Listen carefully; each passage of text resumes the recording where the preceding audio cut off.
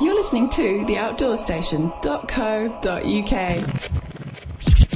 It's a podcast. It's a magazine. No, it's a podzine. Hi everybody and welcome to another Podzine, dated Monday the 7th of April 2008.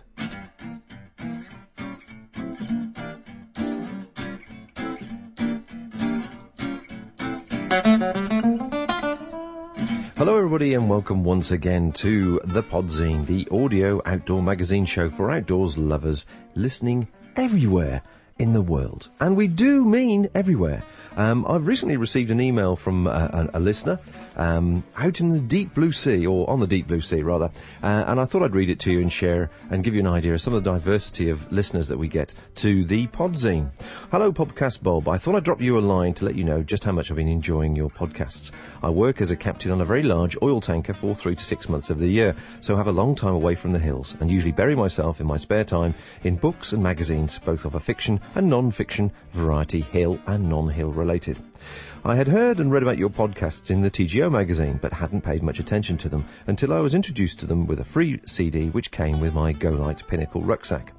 I thought I'd give it a listen when I was away on the next trip, and I found that I thoroughly enjoyed them. The next leave, I downloaded all the previous 3 months' worth, as well as those issued when I was at home, and have just finished listening to your exploits, as well as some others on the TGO Challenge and the weekly podcasts after that. Anyway, just to say thanks for the wonderful entertainment, information and envy they produce, and that I have to wait until I get home before I can buy some gear, get out again and lose myself in the hills, so to speak. And if you're wondering what the Yunura Glory looks like, Google it and you'll see a picture of on the supertanker site run by some Dutch bloke. Best regards, Chaz Foxcroft. Well, thanks very much indeed, Chaz, for that.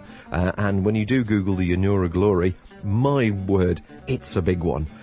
So safe travels, and let's get out in the hills. I hope these podcasts keep you entertained while you're away.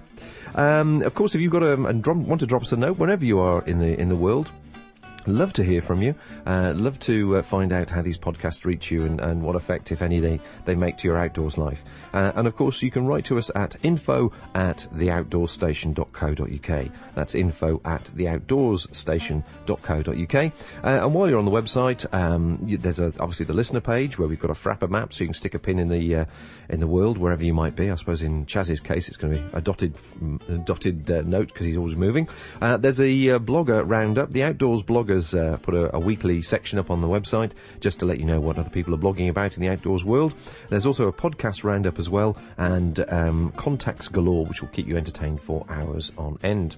Now, the week has been pretty busy for me because I've been compiling the podcast which has just been released from my last weekend with Nomad Bushcraft, which was a great weekend, and I really would suggest people consider doing something like that to brush up on their skills if they've got a few basic skills, or to actually learn a little bit more about their environment, because it really does enhance your outdoors activity. And I'm looking forward to using the skills I learned there on my next trip up in Scotland. So thanks very much to Andrew and Carrie for that, and I hope you enjoy the podcast. Do have a listen to that one. Now, talking of Bushcraft magazine, obviously there they are. There's a prize which I'll be announcing at the end of the show of the winner of a year's subscription to Bushcraft and Survival magazine, plus the Bushcraft goodie bag, which is fantastic. It's over £100 worth of gear, such as flint steels, sporks, meal kits, jerkies, Swedish cooking utensils, a shiwi and a buff, to name but a few items. So fantastic for them. Thank you very much for supporting us on that score, and the winner will be announced later. But they've also got something going on they wanted to announce on the 8th to the 18th of June and on the 3rd to the 14th of August of this year. How about spending 10 days over in Sweden with Lars Anander, who is the godfather, I think, of a lot of the bushcrafting skills and so on. Just a brief note here: whilst in the wild, you'll practice your bushcraft skills with a firm emphasis being placed on using the axe and the resources around you. Open canoes await you, and you'll have the chance to spend some time on the water with Lars and Bo, an expert instructor, making your replacement paddle with your axe and try your hand at fishing before embarking on a journey south in your open canoe, heading back towards Gransfors, where you'll spend your final night relaxing and telling stories.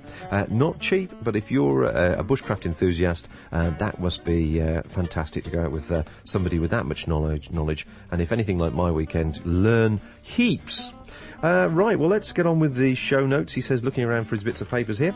We've got 3 pieces for you, and obviously an exciting new competition as well. We're talking Access with the director of Access from the British Horse Society, who obviously is looking at the Public Rights of Way network, which affects us all. We're also Gary Middleholtz from Doing Stuff Outdoors has sent us a clip of a British couple who've moved to British Columbia and opened a bed and breakfast out there, and you can hear about their lifestyle. But first, let's kick off with Mark Thackeray, who is the General Manager, Marketing Manager for Olympus UK. Now, I met him at the recent Focus show, where Olympus were presenting their new product range, which is designed to meet the needs of the active outdoors user who wants a way of capturing their chosen activity without worrying about their camera. Squarely aimed at people like us, ramblers, backpackers, travellers, kayakers, climbers, you name it. It would appear that the tough new range is just what we've all been waiting for since digital photography began. I think most people will be aware digital really took off about 10 years ago. And consumer cameras in those days were about £1,000, and they came down gradually, but even 2 or 3 years ago they were still several £100s for a good one. And a lot of people at that time were nervous about taking them outdoors, or to the beach or the pool, any kind of activity, because they were very expensive to get fixed if you damaged them. And underwater is obviously an area that's been very popular. Snorkeling's on the increase. Scuba diving's always been popular, but underwater housings for cameras are quite expensive. So Olympus were looking at the various different things people wanted from a product and came up with a solution which not only makes it usable underwater, but makes the camera shockproof as well. And the whole concept behind the Tough range, which started about 3 years ago, was to put the circuit board and the lens internally suspended. It's a unique thing to us at the moment, at least, within the body shell, so that it's rugged, but not rugged as in the sense of being like a brick and rubberized, which has been tried in the past, but a nice sleek camera you can still put in your pocket. So the whole purpose is slim, easy enough to carry around, but you can use it anywhere. So this latest one has that plus a lot more. Okay, well, certainly the marketplace I can see this is fairly and squarely aimed at is people that like to take their camera equipment outdoors with them and capture the moment. And as you were saying earlier on, if they're by the pool with the kids, or if they're sort of on the rock pool or on the beach and so on, that's really where most people start to get very, very nervous about their investment, which, no matter how much it is, it's always something you're always very careful to consider. So presumably it's also, as well as being shockproof and water resistant, or water resistant to a certain depth, it's also got the ability not to absorb any grit and so on in its expanding parts, as it were. Yeah, that's the general idea. It's the theory behind this one, because this is the new top of the range, the 1030, is this is the ultimate one. You can sit on it, stand on it even, it'll take 100 kilos, which is quite a weight. You can drop it now from 2 meters, which is 6'6" in old people's money, which is quite a long way. 10 meter depth, water resistant, which basically means it's great for snorkeling, and if your children play by the pool and drop it in the deep end, it's not going to come to any harm. It's not aimed at scuba divers. You can get an underwater housing to go down to 30 or 40 meters, and for those kind of things you need extra lights anyway. But it's also freeze proof, so if you're out -10 up mountains, out in the cold, it'll still operate. So it's aimed to cover everything, basically. It sounds like a good all-round camera from that point of view. Now, it's powered from the lithium batteries. Yes. And what sort of number of shots do you think you can get from full load, full charge? Well, as usual, it all depends on how many times you review it, how much flash you use, but you should get 250, 300 without a problem. And they're not very heavy, so it's easy to take a couple of spare ones with you. The charge is separate. Charge them all up. They don't take long to charge. Stick a couple of spare batteries in your bag and you'll get 1,000 shots, which is more than enough for most people, I guess. Indeed. So, I mean, I'm sort of thinking that really most people that probably be listening would be doing, the type of people that would be doing sort of weekend trips or perhaps week trips. And if they're out in the Pyrenees or in the Alps or whatever, they would be looking to want to capture that. And obviously they might be susceptible to some of those weather conditions, especially below freezing, slightly up in the mountains there, and certainly it getting wet, because it's bound to be in a pocket somewhere that it gets wet. Can you just talk me through sort of the main features of the camera itself, the megapixels and so on? Sure. I mean, this is new generation, so 10 million pixels, which frankly is more than enough. Oh, plenty, isn't it? I mean, the pixel race goes on and on. You don't really need as many as people think, but 10 million means it's got plenty. You can blow it up to poster size if you want to. It's an almost 4 times zoom. I think it's 3.6, so you get a relatively wide angle end, which is good for outdoors, obviously landscapes, but a reasonable telephoto as well, which is good for portraits. So it's not aimed for wildlife, it's a general purpose camera, but you can do anything from a good landscape shot to a portrait. Plenty of scene modes. That basically means that whatever the conditions are, you can set the camera up. So if you are underwater, it'll counteract the fact that things look a bit blue underwater. If you're trying to shoot through glass, you can do that by turning the focus off. And it's got a myriad of other settings in between. Sunsets, it adjusts the colour balance. So despite it being very much an automatic camera, you can set it up to give you the sort of effect you're after. Has it got full manual override as well? No, it doesn't. I think that this sort of product is quite difficult to put all the buttons on it that you'd need for full manual override, but you can influence the camera quite a bit. It's also got a movie mode, which, whilst limited on digital cameras, is enough to capture short bursts of activity and reasonable quality. What do you think about the movie modes on the still cameras? It seems to be a bit of a sort of a nod in the direction that movies need to be taken, but their quality is never quite. Well, obviously, it's not the same as a full PAL resolution DV camera, but still, most cameras will have that technology. Where do you think it's going from that point of view? The jury's out on that a little bit. There are 2 or 3 issues. One is duty. There's 8% duty on video cameras that isn't on still cameras, and that may not sound a lot, but if everybody's in a competitive marketplace and you put a full function movie mode on a camera, it becomes a lot more expensive by the time it gets in the shop. So that's one issue. Technologically wise, it's quite difficult to make a very compact camera that functions well as a video camera at the moment. But I don't think there's any doubt that there's a demand for things which are basically like this, that will do better quality video. And I think with HD coming along, you may well see video cameras specialising in high definition and still cameras possibly doing enough resolution for a computer screen or a normal TV. But there's a few issues to address yet. I suppose one of the key things being the actual price of memory and flash memory, so that if you want a full quality, full resolution imagery, it's going to take an awful lot of memory, and that needs to be cheap and fast as well. It does. The cheap is here already. I mean, that the last 18 months, memory's come down dramatically, even again. So I don't think memory capacity is an issue, but speed, you're right. But that's also changing. So I think we will see more and more what you might call hybrid cameras. And I use this a lot with the children. I'll probably regret it in a few years' time when I've got grainy little pictures, but at least I'll have something when I wouldn't have had a movie camera with me. So yeah, indeed. Okay, so just coming back to this camera then, this is new for 2008. Yes. So would you just like to talk us through this camera and any other ones in the range and the sort of price range for people to have a look out for? Well, from your perspective, I think your listeners, this is the top of the range tough, so it's around £250. That's different in different currencies, but let's say in the UK that'll be roughly what it'll sell for when it comes out in a few weeks' time. It has a little brother, which is slightly slimmer, not quite as tough, so you can't stand on it, but it'll still drop proof. That's around 200. That's the Mu 850, which you can also get in a rather fetching pink if it turns you on. But the other sort of end of the spectrum is the E3, which is the SLR at the show. And that was launched just before Christmas, and it's one of the few SLRs that's genuinely weatherproof.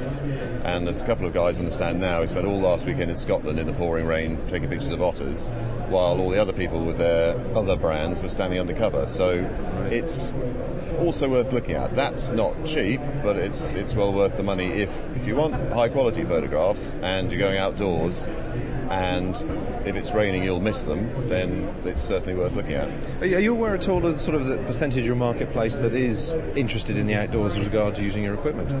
It's huge. More and more people are travelling, more and more people are trying to get out different places, explore more.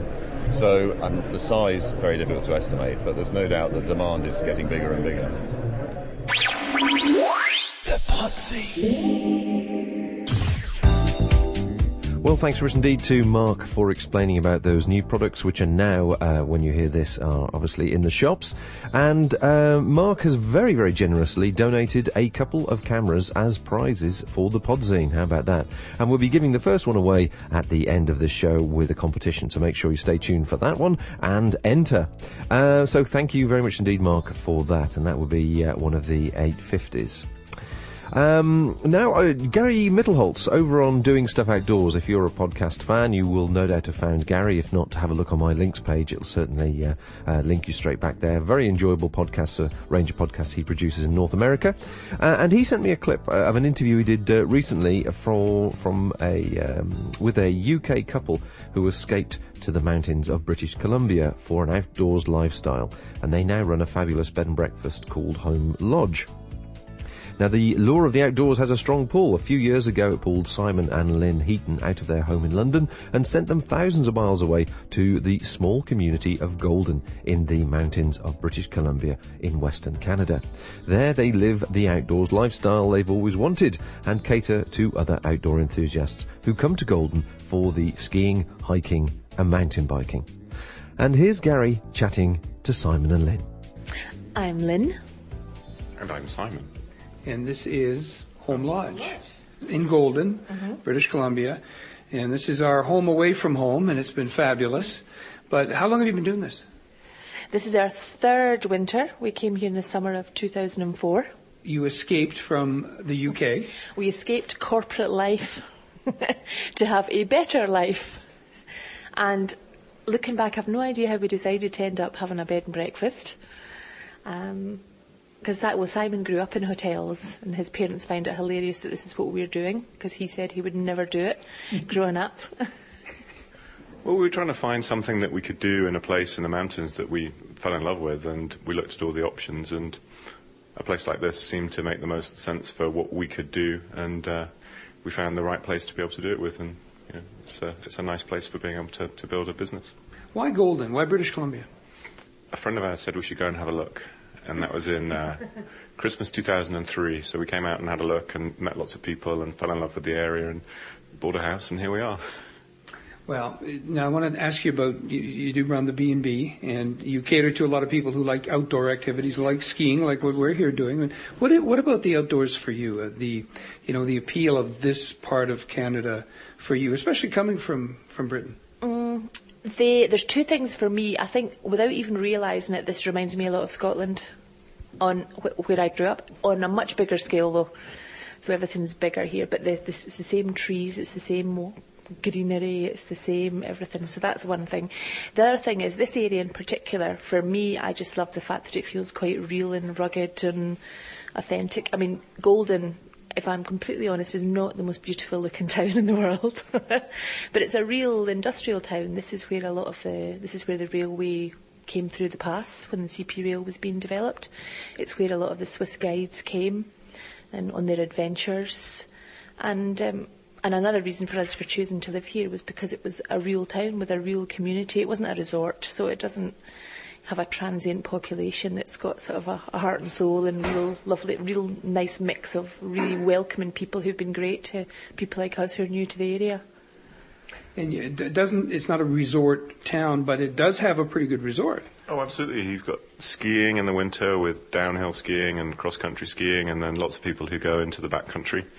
And I think we've definitely got North America's biggest helicopter-accessed backcountry terrain. There's, I think, 15 different backcountry lodges that you can take a helicopter into and ski tour from. And then in the summertime, there's mountain biking, which is cross-country, downhill, road biking. People do something called the Golden Triangle, which is bike ride from here to Lake Louise and then down to Radium and back, which is crazy if you ask me. Insane, yeah.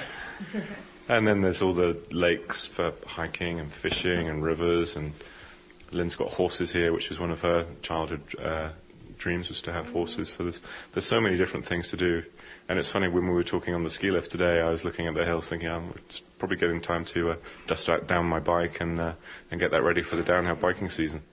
So yeah, like skiing without skis. Yeah, it's just the same. So the same gondola that we rode up today, you put your bike in it, and you go up to the top, and just like you put your skis on, you get on your bike, and you ride down. And run, or and there's blue run, yeah. or a black run. It's scary going down on skis. I can't imagine it. Did you do it too? I did it once last year, and it was the scariest thing I've ever done. But I think I did laugh the whole way from top to bottom. It was very good fun. So you guys are you're here, you're catering to people who come here to do outdoor stuff, but you also live the lifestyle. Absolutely. I think I've got 25 days on my ski pass for here, just at kicking off this season, and I'll probably do 20 days on my bike in the summertime, and the hiking probably September, October time. We'll do lots of that, and camping out, and it's just we do what we do, and we work to be able to go and play. When you look back on the decision you made, kind of just out of the blue to come to Western Canada like that, from the UK, how do you feel about that decision now? I've never once thought it was the wrong one to have made, not once. I never once have thought about what I would be doing if I was back in London. It just seems so much easier to do stuff. It always seemed a bit of an effort to do outdoor things where we lived in London. You know, much as we had all these great ambitions to, we'll go out on our bikes and we'll go for a nice walk. And it was just too far to drive, and the week of work meant weekends were about recovering from that. And here it's just everything else fits round being outdoors rather than the opposite way around. So that just makes it just everything positive about it. Yeah, I agree. It wasn't really a big decision. The biggest decision was deciding to act, because we talked about it and talked about it and talked about it and talked about it. But the act of actually physically printing off the forms to apply to immigrate was the biggest and lengthiest part of the process for us. We sat and looked at those forms for 3 months. But once it was done, I've never looked back. The only thing I miss is family. And we probably spend more time with them now when they come and visit here, because they come and stay for 2 weeks rather than you see them for lunch on a Sunday every third month or something. So it's great, and a very welcoming place. The only thing I wish I'd done is got rid of the house. In England now, house prices are dropping. Well, here you are. Listen, and you're a great host. Thank you for your hospitality. It's been wonderful. Oh, you're more than welcome. And a fabulous cook, I might add. You're more than welcome. Thank you. So what's happening soon in the great outdoors? The Podzine Diary. Gary obviously enjoying some good old-fashioned British hospitality in British Columbia there. So it was the cooking comment that got me. Obviously, I'm a man who likes his food, which is perfectly fair. And interestingly, looking at the diary section now, we're going to have a look at the diary page over on the outdoor station. Food does seem to be forming a major part of activities going on around the counties around the country. I haven't put it on the diary here, but I've got a wild food chat coming up with Diana, the lady I went and did the fungus walk with just before Christmas. And so I hope to be recording that and passing that on to people for what foods are available in the hedgerow. And following on with the food theme, apart from obviously, we've mentioned the various outdoor activities in April. Just to remind you, there is Damson Day in Cumbria on the 19th of April up in near Kendal. Which is sort of a country craft demonstrations, all the various things you can do with damsons, drink it, eat it, put it with syrups and whatever else, so that'll be good fun. I'm sure there'll be plenty there for the children. Near Kidderminster, the Worcestershire County Museum are doing a celebration of farming from plough to plate. And anything else on the food front? There's the eco-friendly organisation Earth Day in Norfolk, Deepdale Farm, on the 22nd of April. Again, all the links to these things can be found on the diary page over on the outdoor station. One in particular I hope to go to myself is the British Asparagus Festival over at the Fleece at Retfordton in just outside of Evesham. Evesham area is very, very well known for its asparagus, and we're great asparagus fans in this family, so we will certainly be travelling on our stomach, as it were. And the rest of the activities mentioned in April are social gatherings and so on. Certainly want to mention the Outdoors Magic Social at Bedgellert as the weather starts to improve. I should imagine that'll be fantastic. That's the 25th, 27th of April. And the various walking festivals are all starting as well. So let's just quickly wind back again. We've got... He says, we've got the Peak District Walking Festival starting on the 19th for a week. Again, over on the website, Peak District website. We have the Holt Whistle Walking Festival starting on the 26th of April for a week. We have the obviously the National Bike Show as well at the NEC.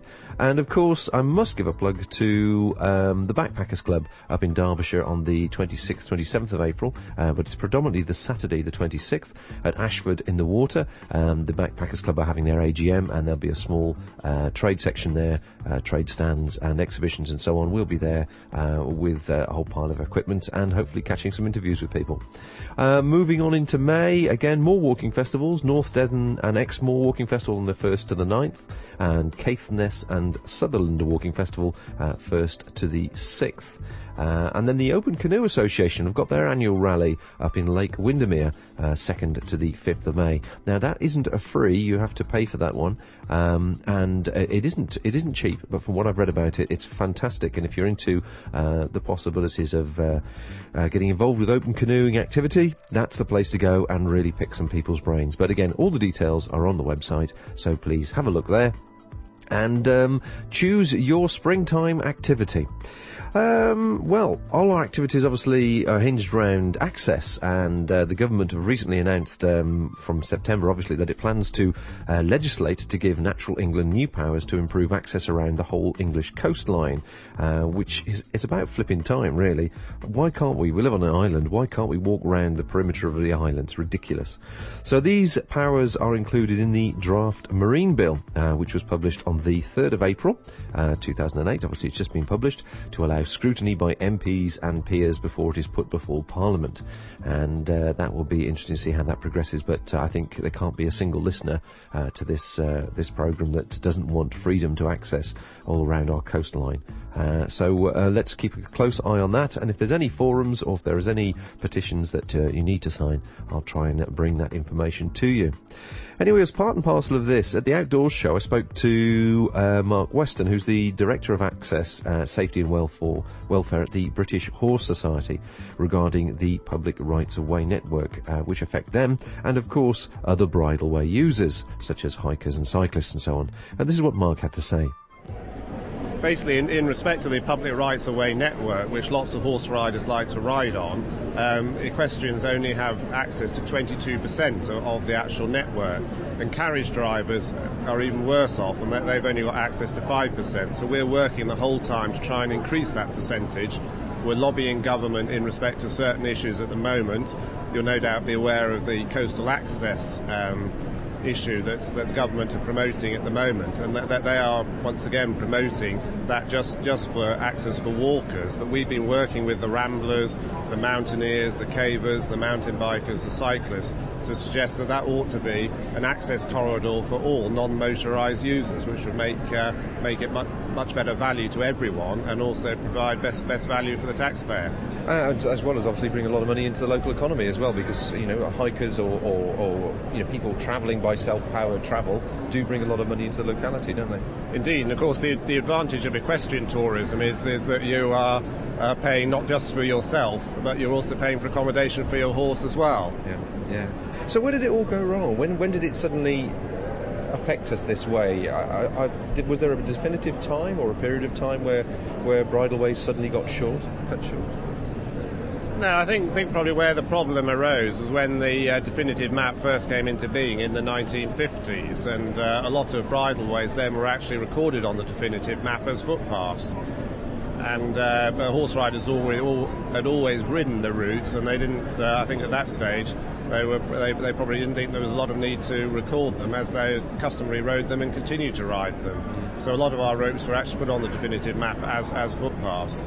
And of course, since then, we've had fences, and everybody's been very protective of their territory, so they tend to keep certainly equestrian riders out, don't they? Indeed, that is a perennial problem, especially as land nowadays changes hands more frequently. New landowners come in, and if people have habitually ridden a route which isn't on the definitive map, then those new landowners are all too prone to stop that access, which then means that we have to then claim those routes and try and get them on the definitive map. So, what work have you been doing over the last few years then? How successful has it been, this approach to open some of these routes up? Well, the British Horse Society has over 200 access volunteers around the countryside, and all those volunteers are basically surveying their localities and their areas and applying to get new routes on the definitive map. Those are routes which riders in their locality have ridden since time immemorial, but they just happen not to be on the definitive map or are recorded on the definitive map at a different status.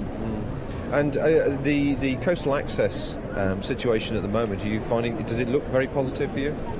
Well, I mean, it's not looking positive from the point of view that DEFRA have come out recommending that access ought to be for only for walkers. But what is positive is the fact that all the user groups are working to say no, that shouldn't be the case, and it ought to be access for all non-motorised users. That's very positive, and we've been lobbying the Minister in respect of that as well. Do you visualise that there'll be something in the near future that might change, that will help you go forward in leaps and bounds, as opposed to, obviously, you're having a bit of a battle at the moment? All we can do is to just press the point that local government and national government decision makers, when they are thinking about access, they don't forget the equestrian world and the horse riders. It's particularly important in respect to the equestrian world because, of course, as our roads get busier and busier and the more traffic gets on them and they get faster and faster, horse riders are being pushed off those. So we do need the off-road riding routes, and preferably what we're aiming for is that we would like every horse rider to be able to access an off-road community circuit within their locality. And of course the benefit and the joy of that is that those would be circuits that are not only available to horse riders, but they would be available to cyclists and walkers as well. For any equestrian riders or cyclists, obviously, listening to this, that might be interested in your work and where they can actually go legally and ride and so on, is there any way of them finding out? Indeed, they can phone us on 01926 707 812, or they can look on the British Horse Society website, and indeed, if people are wanting to find out where to ride in their area, we now have a digital mapping system, and if they phone us on that number, we can give them details of where to ride in their area in respect of our Imagine geographical information system. This machine will have eyes, ears, the Podzine.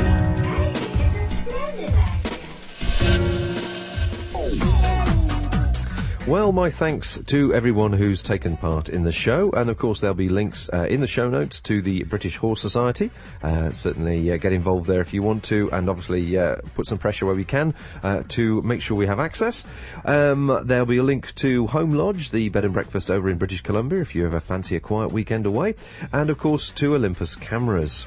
Now, last week we had the competition section, and the competition was donated by Simon at Bushcraft and Survival Skills magazine, which was a year's subscription to the magazine and a goodie bag.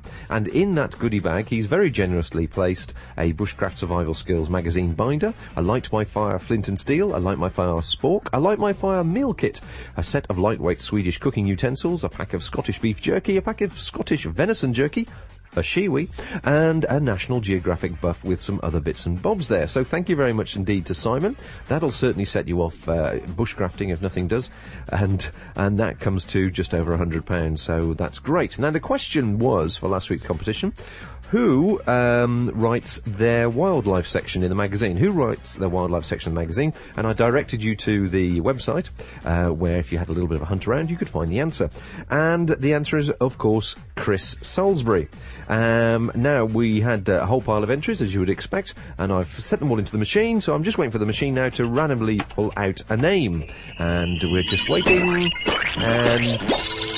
Yep, here we go. Right, and the winner is Andrew Howard. Congratulations, Andrew. Andrew Howard from Blackpool in Lancashire. Congratulations, and I'll pass your details over to Bushcraft Magazine, and I'm sure you'll get your goodie bag very, very soon. Right, on to this week's competition. He said hunting around. Here we go, yeah.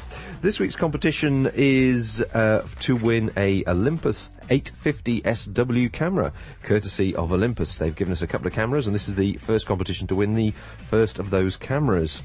Now, it may sound technical, but the answer can be found on the Olympus website, particularly if you look at the 850 SW details. Again, there'll be links in the show notes to find that.